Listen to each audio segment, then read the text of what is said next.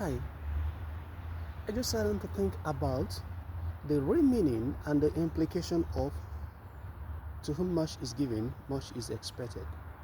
So many Christians are given a number of talents. There are those Christians with one, two, three, or other number of talents, depending on what the master is expecting you to achieve. No individual is given a talent for the sake of occupying those gifts or the talents. There is expectation from the master for giving you that talent, for giving you that ability, for giving you those resources, for giving you that intellectual knowledge, for giving you that high level of understanding, for giving you that eloquency and the educational level you've been able to achieve. Unfortunately, so many Christians are ignorant of the danger of not being able to utilize the various gifts and the talents they've been given to satisfy the desire of the master. This act of ignorance is a serious matter and is causing great havoc in the ministries, in homes, in the society and the nation as a whole. Take for example the parable of the talents. The particular individual that decided to bury the talents, we can say that obviously he was ignorant of the consequence of not being able to utilize the gift being given to him, so he paid dearly for that. No one would like to experience the kind of judgment and the punishment that was given to him. The Bible recorded that he was rejected, his excuses were not accepted, and he was denounced, taken away from the presence of the master, and locked away in the outer darkness. The Bible says where there will be gnashing of teeth, where there will be regret. I believe that while he was there, he will be saying, if I had known, I would have made use of all the opportunities. I would have made use of all the gifts and the talents that the master had given to me to satisfy his needs, to bring acceptable increase and growth in the things of God. Yeah, I use the word acceptable and expected increase. I'm talking about, when we talk about increase and expansion, I'm not really talking about the number of people. I'm not talking about the increase and the expansion of the structures that so many people are preoccupied with. I'm really talking about the spiritual aspect of it, how you've been able to affect the lives of people, how you've been able to edify the saints and bring them up, nurture them up to the standard that God is expected of us. So, coming to the talents, of course, you know that so many people have various gifts in there. I don't know where the area you've been gifted as a Christian. Wherever you have been gifted, no matter the ability, the kind of a gift and the ability you have, the Lord expects you to use it effectively. Eli was a priest. Eli was a father. He was a husband. So I remember I said, whom much is given, much is expected. So he occupied various posts because the Lord saw that he had the ability, he had the gift to be able to do that. So, but he actually excelled to some extent in some areas, but was a massive failure in some other.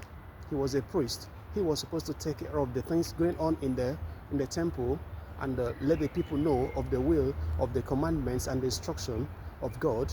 At the same time, he had that responsibility of training his children to be able to become a replicate of whom he was, what he was doing.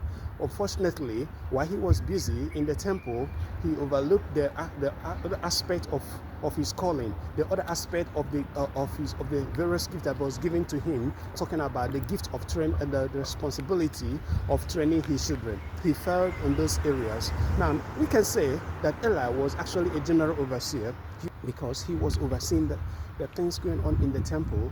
He was fully responsible for whatever goes on there. He should be able to control the conduct of people and the various activities that goes on in the temple.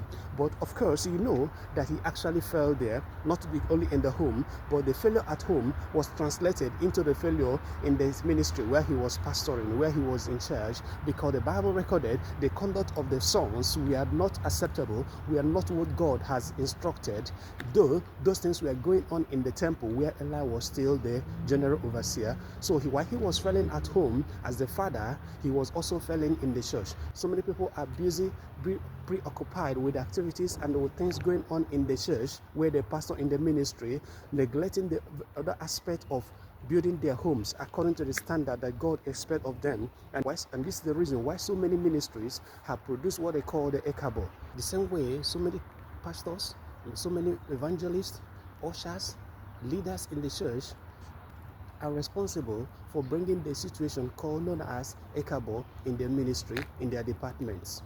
So many ministries, so many churches, the glory of God has departed from them. They are just existing, waiting for the time of no return.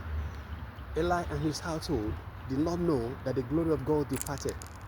It dawned on them on the day that Ichabod was born.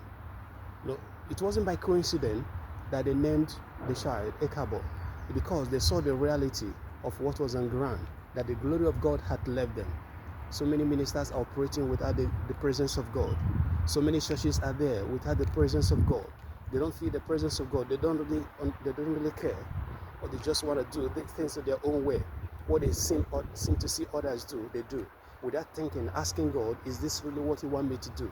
Is this how you want me to operate? It's time for us to get back to God. It's time for us to ask God, what do you want me to do? Am I doing the right thing? The Bible says, examine yourself and find if you are still on the track. Are you still doing what God wants you to do? Are you in the field where God called you? Are you being effective, or are you being replaced? Return back to God and do exactly what He wants you to do. Time is running out. Time is running out. Do not look at an individual, but unto God, and do exactly what He asks you to do. If questions had been asked to the members of Eli ministry, they would have said Eli was doing well. He was doing great as a man of God. He was doing great as a general overseer. But when you open the account book of God, God will say, this you're doing is not really what I want you to do. You've not been effective, because much has been given unto you, and I expect much from you. Therefore, go back and ask God what you want him to do, what he wants you to do. Remain blessed. May the Lord give you the grace and the understanding to be effective and to affect the generation and your society, including your families. In the name of Jesus. Remain blessed.